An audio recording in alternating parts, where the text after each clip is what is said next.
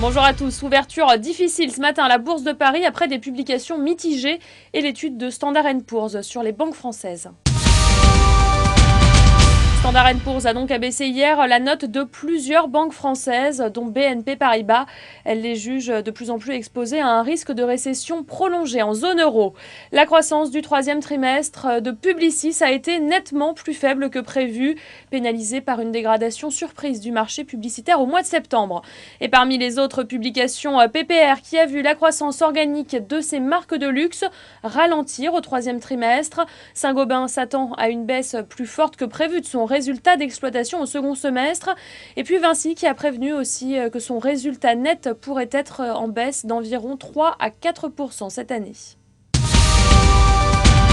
Gros plan ce matin sur Renault qui a encaissé au troisième trimestre une baisse de plus de 13% de son chiffre d'affaires à 8,5 milliards d'euros. Et tout comme son concurrent Peugeot, l'évolution du marché automobile en Europe au troisième trimestre a conduit le groupe à réviser les perspectives d'évolution du marché cette année à moins 8% au mieux, avec notamment une baisse de 13% du marché français.